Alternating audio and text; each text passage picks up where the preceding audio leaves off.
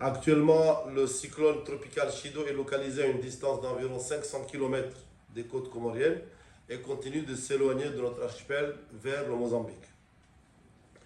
Le cyclone Chido, qui va se transformer en tempête, se déplace suivant une trajectoire sud-ouest à une vitesse de 28 km.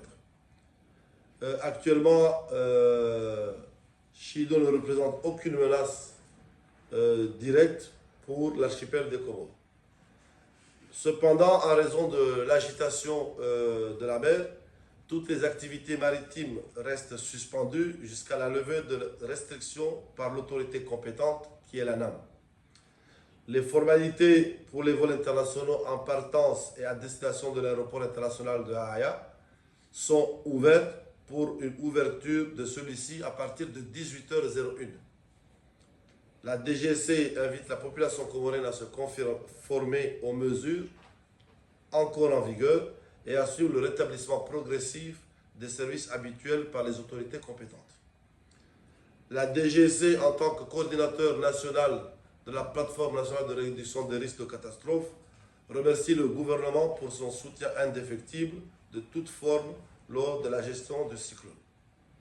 La DGC félicite la population comorienne pour le respect des consignes partagées lors de la gestion Chido et le remercie pour la confiance sans cesse renouvelée à son égard et plus particulièrement ses canaux d'information et de communication que sont les chefs de village, les maires, les préfets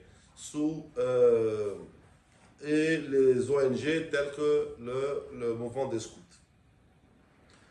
La DGC voudrait remercier aussi les gouverneurs des îles de Mouéli et de Nzouani pour avoir su relater et coordonner les activités suite à la tempête depuis le déclenchement de l'alerte jusqu'à ce jour.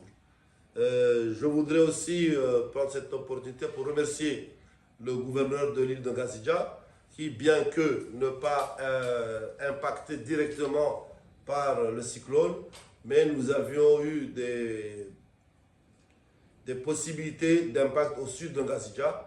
Donc il a été avec nous, non pas au début de l'alerte, mais depuis la préparation le 10 décembre.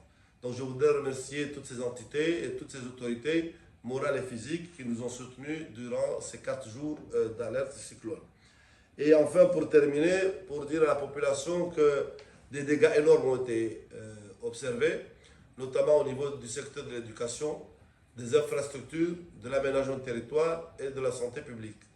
Cependant, les infrastructures stratégiques telles que les télécommunications sont en cours de rétablissement. Je voudrais à cet égard rassurer la population que les sociétés concernées immédiatement, notamment le Comores Telecom, travaillent d'arrache-pied pour rétablir ces activités. Donc je voudrais demander à la population de rester éveillée pour que la population comorienne puisse dormir tranquille. La DGC va continuer de veiller jusqu'à la levée définitive des restrictions. Je vous remercie.